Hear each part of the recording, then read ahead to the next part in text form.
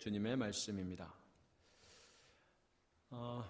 어제 아침에 우리는 느헤미야와 이스라엘 백성들이 모진 역경을 딛고 성벽을 재건한 후에 크게 기뻐하면서 성벽 낙성식을 거행하는 장면을 함께 살펴보았습니다. 12장 43절에 보시면 이날에 무리가 큰 제사를 드리고 심히 즐거워하였으니 이는 하나님이 크게 즐거워하게 하셨습니다. 부녀와 어린아이도 즐거워하였으므로 예루살렘이 즐거워하는 소리가 멀리 들렸느니라. 여기 보시면 즐거워한다고 하는 말이 4번이나 나오지 않습니까? Rejoice exceedingly with great joy. 다시 한번 이런 기쁨이 여러분 가운데 회복될 수 있기를 주의 이름으로 축원합니다. 사실 느헤미야서는요, 여기서 딱 끝났어야 돼요. 이 12장 43절에서 온갖 역경을 딛고 승리한 그 모습 그대로, 그리고 그것을 기뻐하며 축하하며 춤추며 노래하며 예배하는 그 클라이막스에서 딱 대단원의 막을 내렸어야 이 작품이 멋진 작품이 되는 거예요. 아주 쿨하게 거기서 딱 끝났으면 얼마나 좋았을까요? 그런데 그러질 못했습니다. 오늘 13장으로 이어지는데요, 혹시 더 이어지더라도 그렇게 축하하고 기뻐하고 기쁨의 예배를 드리고 그 성전과 성벽을 다 회복한 이스라엘이 하나님 잘 섬기고 행복하게 오래오래 살았더라, 이렇게 끝났으면 또 얼마나 좋았을까요? 그런데 그러지도 못했습니다. 오늘 13장 본문을 보시면 어떻습니까? 여기 13장을 쭉 우리가 4절부터 9절까지만 읽었습니다만 전체를 다 읽어보시면 정말 12장 43절의 그 분위기와는 전혀 다른 얘기들이 나오고 있어요. 도비아가 성전의 큰 방을 차지하고 앉은 이야기, 안식일을 지키지 못한 이야기, 이방 사람들과 혼인하며 그들의 신앙의 순결을 더럽힌 이야기, 그리고 11조를 안 드린 이야기. 그러니까 뭐예요? 다시 옛사람으로 돌아가 버린 거예요. 또다시 변질된 이야기들이 나오고 있는 것입니다. 참 안타깝게 그지가 없어요. 여러분, 우리 인간의 죄된 본성이 이렇게 끈질긴 것입니다. 성벽을 쌓았다고 끝이 아니에요. 끊임없는 영적인 재건을 해나가지 않으면 도로 돌아가는 거예요. 우리말에 말짱 도루묵, 바로 그것입니다. 자, 그래서 느헤미야가 다시 이 문제를 해결하기 위해 애쓰는 이야기들이 13장에 기록이 되어 있습니다. 그러면 왜 12장 43절 그 클라이막스에서 딱 쿨하게 끝내지 못하고 다시 이런 일들이 벌어지는 걸까? 여러분, 성전을 재건하고 성벽을 다시 쌓는 일, 그런 가시적인 일들이 완성되었을 때 사람들이 엄청나게 기뻐했을 거 아니겠습니까? 그런데 사실은 그게 다가 아니라는 겁니다. 그게 본질적인 게 아니라는 거예요. 삶이 변하지 않으면 성전을 재건하고 성벽을 수축하는 일은 별거 아니라는 거예요. 금세 무너진다는 거예요. 그때 박수치고 하늘을 올렸던 일들은 금방 사라져버린다는 것을 여러분 기억하실 수 있게 되기를 바랍니다. 날마다 자신을 쳐서 복종시키지 않으면 그 감격이나 그 감동은 금방 사라져버려요. 그래서 바울은 나는 날마다 죽노라 그랬어요. 여러분, 날마다 죽으실 수 있기를 간절히 바랍니다. 그걸 얘기해 주고자 오늘 13장에 기록이 되어 있는 거예요.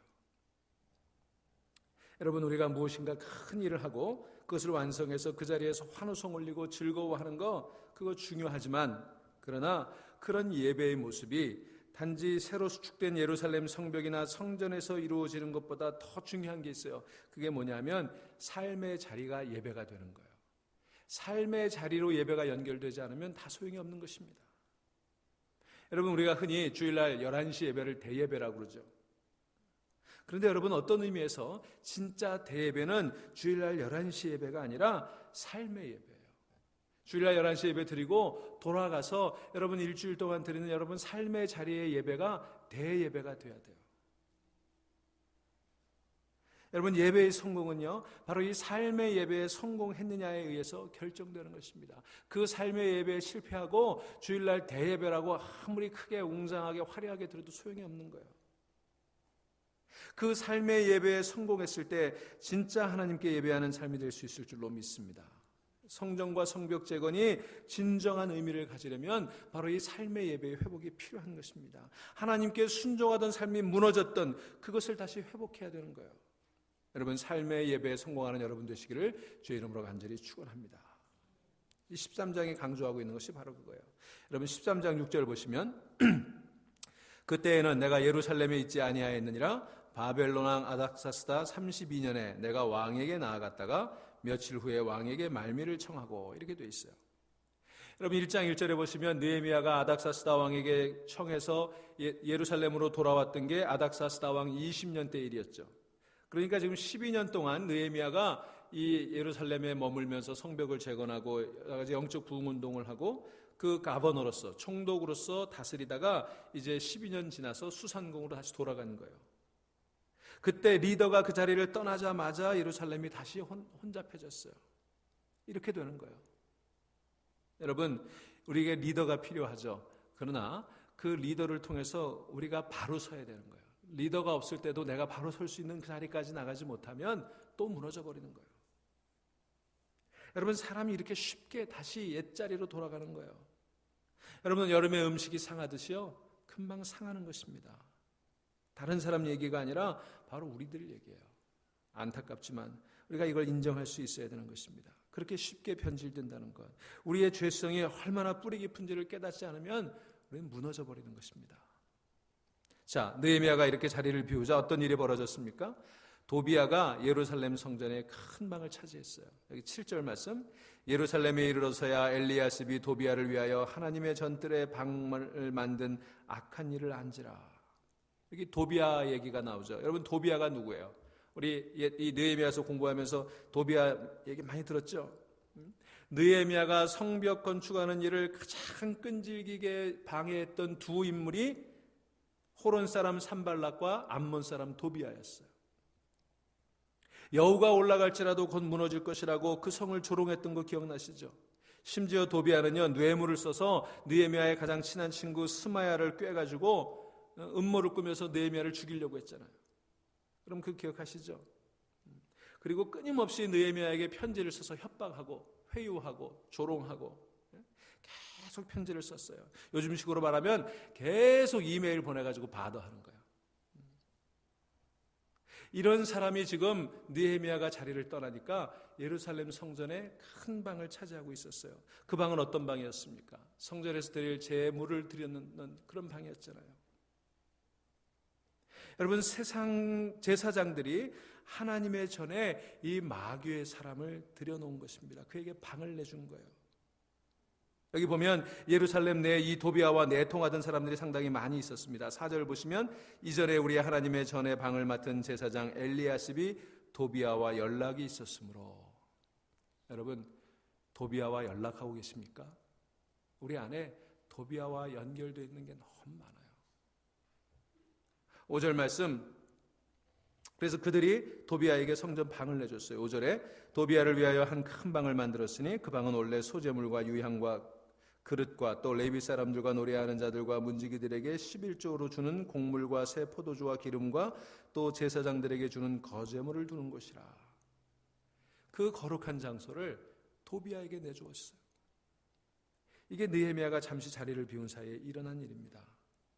여러분, 교회 안에도 이런 일이 얼마든지 있을 수 있습니다. 영적인 분별력을 가지지 못하면요, 이런 일이 일어나는 거예요. 여러분, 이 아침에 우리 자신을 향해서 물어봅시다. 내가 누구와 연결되어 있나? 우리 교회에 누가 큰 방을 차지하고 있나? 여러분, 이 문제 심각하게 생각할 수 있기를 바랍니다. 그래서 느헤미야가 이 사실을 알고요, 너무 가슴이 아팠어요. 그래서 13장 8절 보시니까 내가 심히 근심하여 도비야의 세간을 그 방 밖으로 다 내어던지고 명령하여 그 방을 정결하게 하고 하나님의 전의 그릇과 소재물과 유향을 다시 그리로 들여놓았느니라. 이렇게 했다는 거예요. 여러분, 이 장면을 떠올리시면 뭐가 생각나세요? 예수님께서 예루살렘 성전을 깨끗하게 치우셨던 그 사건 생각나지 않으세요? 예수님께서 예루살렘 성전에 갔었을 때 거기 소와 양과 비둘기를 파는 사람들, 돈을 바꿔주던 환전상들이 있는 것을 보시고 분노하셨어요. 채찍을 만들어 저들을 내어 쫓으셨던 그 사건이 떠오르는 장면입니다. 이 예루살렘 성전 청결 사건과 도비야의 방을 치워버린 이 사건은요, 아주 좋은 비유가 되는 거예요. 여러분, 하나님의 전에는 세상이 들어와서는 안 되는 것입니다. 하나님의 전에 도비야가 들어와서는 안 되는 거예요. 교회는 세상 속으로 들어가야 하지만 세상은 교회로 들어와서는 안 되는 거예요. 우리 애틀란타 중앙교회에도 도비아가 들어와서 방을 차지하는 일이 있어서는 절대로 안 될 줄로 믿습니다. 여러분, 교회가 세상적인 방법으로 물량적으로 커지기 위해서 무분별하게 세상을 들여와서는 안 된다는 거예요. 여러분, 기억하실 일이 있어요. 반짝인다고 다 금이 아니에요. 영어에도 all glitters is not gold 그런 얘기가 있어요. 반짝이는 게 다 금이 아니에요. 여러분, 교회라고 다 교회가 아닙니다. 교회가 성장한다고 해서 그게 좋은 거 아니에요. 성숙해야 되는 거예요. 성숙의 지표가 나타나야 되는 거예요. 여러분, 성숙하면 성장하게 될 줄로 믿습니다. 그래서 우리는 성숙에 집중해야 돼요. 한국교회가 이제는 이 문제를 심각하게 생각해 봐야 돼요. 우리는 지나치게 그동안 양적인 성장에 치중해 왔습니다. 여러분, 한국 경제도요, 양적 성장에 치중하면서 질적 부분에서 허약한 모습을 드러내고 있는 것을 우리가 알지 않습니까? 어쩌면 이것이 역사 발전 단계에서 죄된 인간들이 필연적으로 겪게 되는 실수가 아닌가 생각해 봅니다. 여러분, 그동안 한국교회가 우리 선대의 많은 목사님들 그리고 많은 성도님들이 수고하셔서 양적인 성장을 이룬 거 우리 그냥 비판만 하지 말고 감사해야 돼요. 그들의 수고에 감사해야 돼요. 그러다 이제는 우리 한국교회의 체질을 한 단계 더 성숙시켜서 받아들일 것은 받아들이고 마땅히 또 떨쳐버려야 될 것은 떨쳐버리면서 다시 한번 이 시대에 쓰임받는 한국교회가 될 수 있도록 마땅히 기도해야 될 줄로 믿습니다. 우리 중앙교회도 이제는 질적인 성장, 질적인 성숙을 위해서 애쓰고 수고해야 될 줄로 믿습니다. 여러분, 도비아는요 언제든지 돌아올 준비가 돼 있어요. 여러분, 사탄은요 절대로 물러가지 않습니다. 여러분, 복음서에 보시면 예수님께서 광야에서 사탄에게 시험 받으시죠. 그리고 사탄을 멋지게 물리치셨잖아요. 그리고 뭐라고 돼 있어요? 사탄이 잠시 동안 물러가니라 이렇게 표현되어 있어요. 여러분, 도비아는 절대로 물러가지 않습니다. 우리 주변에서 언제 다시 돌아와 우리의 큰 방을 차지할 줄 몰라요. 영적으로 분별력 가지고 영적으로 깨어있는 여러분 될 수 있기를 주의 이름으로 간절히 축원합니다. 자, 그 다음에 어떤 문제들이 생겼어요? 10절 말씀. 내가 또 알아본즉 레위 사람들이 받을 몫을 주지 아니하였으므로 그 직무를 행하는 레위 사람들과 노래하는 자들이 각각 자기 밭으로 도망하였기로. 무슨 얘기냐면 이 예루살렘에 사는 사람들이 11조 생활을 하다가 이제 느헤미야가 떠나고 나면서 또 세월이 흐르면서 헌금 생활을 안 했다는 거예요. 그래서 11조를 드리지 않으니까 예루살렘 성을 지키던 레위인과 제사장들이 살 길이 막막해져서 저마다 구명도생하기 위해 살 길을 찾아 뿔뿔이 흩어졌고, 그렇게 되니까 예루살렘 성전의 예배가 무너졌다는 얘기예요. 여러분, 사도 바울도 갈라디아서에서 얘기하고 있지만 목회자는 하나님의 영의 양식을 성도들에게 나눠주기 위해 애써야 하고 성도들은 성직자에게 육의 양식을 쉐어링해야 되는 거예요. 이 원칙이 지켜져야 합니다. 그래서 목회자가 검소하고 깨끗한 생활을 안정적으로 할 수 있도록 함으로써 성전이 온전하게 지켜질 수 있도록 하는 것이 굉장히 중요해요. 또 목회자들은 마땅히 물질을 쫓지 말고 부패하지 않도록 자신을 쳐서 검소한 생활을 하기 위해 부단히 노력해야 되는 거예요. 이게 늘 균형 있게 잘 지켜져야 교회가 온전해질 수가 있는 것입니다. 역사적으로 보면 성직자들이 부패할 때 그 사회가 망했던 것을 볼 수 있어요. 오늘날도 너무나 많은 성직자들이 나오고 있지 않습니까? 너도 나도 목회자가 되겠다고 하는 이 현상은 그렇게 바람직한 것 같지는 않아요. 여러분, 그러다 보니까 우리 애틀란타에도 교회가 200개니 300개니 그런 얘기 하는데, 여러분, 문제는요 숫자가 아니에요. 여러분, 말씀이 온전히 선포되고 십자가를 온전히 붙들고 주님의 가르침을 따르는 교회라면 200개, 300개가 아니라 500개, 1000개가 있어야 마땅한 거 아니겠습니까? 그렇게 돼야죠. 그러나 말씀이 온전히 선포되지 않는 교회, 주님의 가르침과 사랑을 나누지 못하는 교회라면 2개, 3개도 많은 거예요. 여러분, 숫자가 중요한 게 아니라 어떤 교회가 되어야 하느냐, 여러분 이 문제를 생각해 볼 수 있기를 바랍니다. 목회자의 많고 적음, 그건 문제가 아니죠. 교회가 많고 적음, 그건 문제가 아니죠. 적건 많건 상관없이 십자가를 감당하는 목회자가 되느냐, 십자가를 붙드는 교회가 되느냐. 여러분, 아무쪼록 우리 교회가, 우리 목회자들이, 또 우리 교회 평신도 지도자들이 세상에 어떠하든지 상관없이 우리 교회가 어떤 교회, 어떤 목회자, 어떤 성도가 되어야 하는지를 붙들고 몸부림칠 수 있게 되기를 간절히 바랍니다. 자, 그 다음에 무슨 문제가 있을까요? 안식일이 흔들렸어요. 오늘 본문에 보시면 이제 19절 이하에 그런 얘기 나오는데 안식일에 물건을 사고 파는 그런 일들이 벌어지기 시작했어요. 그래서 느헤미야가 이 안식일을 철저히 지키도록 안식일에 매매하는 행위를 금지시키는 이야기가 나옵니다. 그 다음에 네 번째로 어떤 문제들이 발생했냐면 이방 사람들과 결혼하는 문제가 나왔어요. 이 문제에 대해서도 느헤미야가요 매우 단호한 태도를 보였어요. 제가 지난 시간에도 말씀드렸습니다만 이 이방 사람들과 결혼하는 문제는 단순히 혈통의 순수성이나 배타성을 얘기하는 게 아니라고 그랬죠. 신앙의 순수성을 지키는 문제라고 그랬죠. 이 문제에 대해서 느헤미야가 매우 단호했어요. 여러분, 느헤미야는요 대단히 무서운 사람입니다. 그는 융통성 있는 사람이면서도 원칙에 있어서는 한치의 물러섬이 없었어요. 그가 오늘 본문에 보면 이방 사람들과 결혼한 사람들에 대해 뭐라고 얘기합니까? 25절, 내가 그들을 책망하고 저주하며 그들 중 몇 사람을 때리고 그들의 머리털을 뽑고 그랬어요. 신앙생활 제대로 안 하는 사람들 때리고 머리털을 뽑았다는 거예요. 저도 그래야 될지 모르겠어요. 여러분 기억하십시오.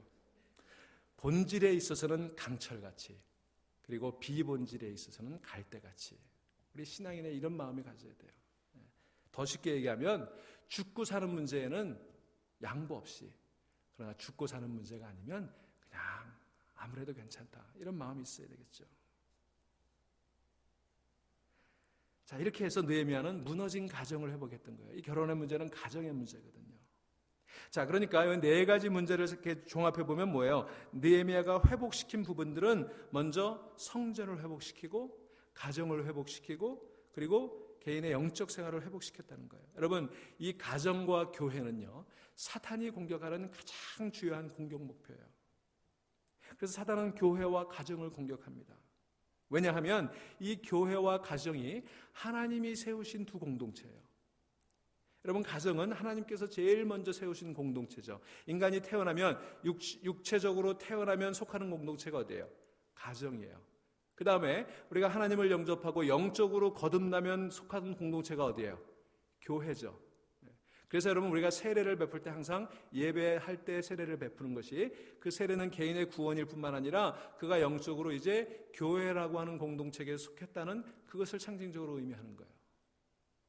그래서 인간이 육신적으로 태어날 때 가정에 속하고 영적으로 태어날 때 교회에 속해요. 이게 하나님이 만드신 두 개의 공동체예요. 그래서 사탄은 늘 이 두 개의 공동체를 공격하는 것입니다. 그러니까 느헤미야가 회복시킨 부분이 바로 이거예요. 그래서 교회와 가정, 여러분, 우리 교회가 온전히 회복될 수 있기를 주의 이름으로 축원합니다. 우리 가정들이 회복될 수 있기를 주의 이름으로 축원합니다. 그 다음에 뭘 회복시켰어요? 11조와 안식일을 회복시켰죠. 이것은 뭘 회복시킨 거냐 하면요, 물질의 주권과 시간의 주권을 회복시킨 거예요. 여러분, 11조와 안식일에 대해서 우리가 잘 이해해야 돼요. 이건 무슨 얘기냐 하면 주권이 누구에게 있느냐, 우리 인생의 주권이 누구에게 있느냐, 이 문제를 다루는 거예요. 여러분, 11조는 내가 많이 바칠 때니 더 많이 달라는 그런 거절이나 투자가 아니에요. 11조라고 하는 것은요, 물질이 누구에게 주권이 있느냐, 물질이 내 인생을 지배하게 만드느냐, 아니면 하나님이 그 물질을 다스려서 내가 그것을 지배할 수 있도록 만들어주느냐, 그것을 결단하는 거예요. 여러분, 그래서 11조를 온전히 드릴 때 받게 되는 축복이 뭔지 아십니까? 더 많은 11조를 드리게 되는 축복이 아니에요. 여러분, 착각하지 마세요. 11조를 온전히 드릴 때 회복되는 축복은요, 물질로부터의 자유예요. 왜냐하면 그 주권이 하나님께 있으니까. 하나님, 이거 다 하나님 것이고 하나님께서 물질로 나를 축복하실 줄 믿습니다. 하나님 다 책임져 주실 줄로 믿습니다. 그래서 돈으로부터 자유하게 되는 것이 11조를 드리면서 누리게 되는 가장 큰 축복이에요. 여러분, 이런 축복을 다 누릴 수 있게 되기를 바랍니다. 안식일도 마찬가지예요. 안식일을 지킨다고 하는 것은요, 시간의 주권이 누구에게 있느냐를 선택하는 거예요. 내가 시간의 노예로 살아갈 것이냐, 아니면 안식일을 지키며 시간을 지배하고 살아갈 것이냐. 여러분, 안식일을 지키면요, 우리가 시간을 뺏길 것 같죠? 우리가 주일을 제대로 성수하면 시간에서부터 자유로워져요. 그래서 시간이 더 많아지는 거예요. 안식일을 범하면 시간이 많아질 것 같죠? 천만에요. 그 시간이 나를 지배해버리니까 내가 시간의 노예가 되는 거예요. 그러니 온전한 11조와 진실한 주일 성수를 통해 물질과 시간의 주권을 회복하시고, 하나님이 내 인생에, 내 물질에, 내 시간의 주인임을 돌려드릴 때 우리는 걱정과 염려, 모든 근심과 속박에서 참 자유함을 누리게 될 줄로 믿습니다. 그래서 이 느헤미야서 13장에서는요, 이 회복을 얘기하는 거예요. 교회의 회복, 가정의 회복, 내 영적 주권의 회복. 여러분, 이것이 바로 우리가 싸워야 될 싸움터예요. 우리는 날마다 이 문제와 싸우는 것입니다. 성전과 가정, 그리고 물질과 시간의 주권이 회복되는 것, 바로 성전과 성벽 재건의 궁극적인 목적이 아니겠습니까? 교회와 가정과 개인의 회복. 여러분, 이렇게 말할 수 있는 거예요. 사랑하는 성도님들, 이 네 가지 문제, 교회와 가정과 시간과 물질의 주권, 이것을 회복시키는 일에 쓰임받는 여러분 다 될 수 있기를 주의 이름으로 축원합니다. 우리 함께 기도하시겠습니다.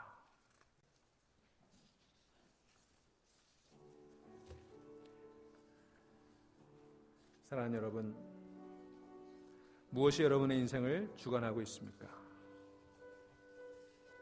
여러분의 방을 누가 차지하고 있습니까? 여러분, 누구와 내통하고 있습니까? 여러분, 우리 교회 안에 세상이 들어와 있습니까? 아니면 우리가 세상을 향해 나아가고 있습니까? 여러분, 교회와 가정의 회복, 그리고 물질과 시간의 주권을 하나님께 돌려드리는 회복이 잠되게 일어날 수 있도록 기도하시는 이 시간 되기를 바랍니다. 진실하게, 거룩하게, 정결한 마음 가지고 살 수 있도록, 다시는 도비아가 내 삶 속에, 우리 교회 안에 차지하지 못하도록 모든 것들을 하나님께 돌려드리는 기도를 드리는 이 시간 되기를 바랍니다.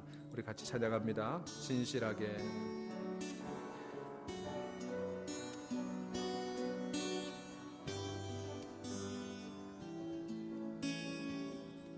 진실하게, 신실하게, 거룩하게 살게 하소서. 신실하게, 진실하게, 거룩하게 살게 하소서. 신실하게, 진실하게, 거룩하게 살게 하소서. 하나님,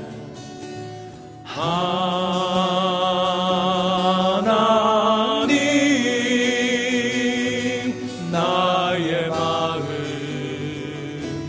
만져주소서. 하나님,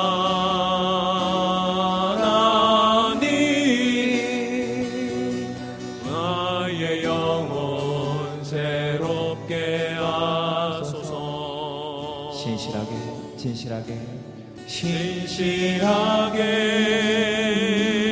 진실하게, 거룩하게 살게 하소서. 신실하게, 진실하게, 거룩하게 살게 하소서. 하나님, 나의 기도를 하나님, 나의 기도 들어주소서.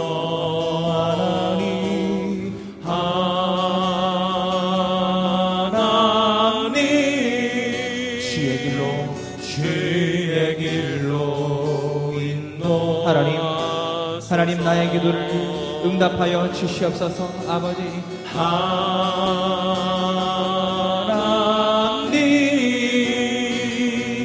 나의 기도 들어주소서.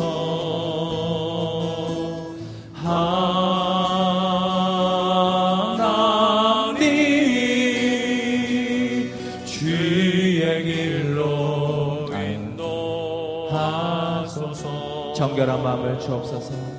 정결한 마음 주시옵소서. 오 주님, 정직한 영을 새롭게 하소서. 다시 한번 정결한 마음을, 정직한 영을 주옵소서. 정결한 마음 주시옵소서. 오 주님, 정직한 영을 새롭게 하소서. 아버지 주님, 나를 주님 앞에서 멀리 마옵소서. 나를 주님 앞에서 멀리하지 마시고 주의 성령을 거두지 마옵소서. 구원의 기쁨, 그 구원의 기쁨 다시 회복시키시며 주님 변치 않는 마음. 아버지, 우리 마음을 열고 다시 한번 고백합니다. 우리 손을 들겠습니다. 마음을 여시고 두 손을 높이 드시고 나를 주님 앞에서 멀리하지 마옵소서. 주님, 나를 주님 앞에서 나를 멀리하지 마시고 성령의 주의 성령을 거두지 마옵소서. 구원의 기쁨을 노래합니다. 할렐루야. 그 구원의 기쁨 다시 회복시키시며 주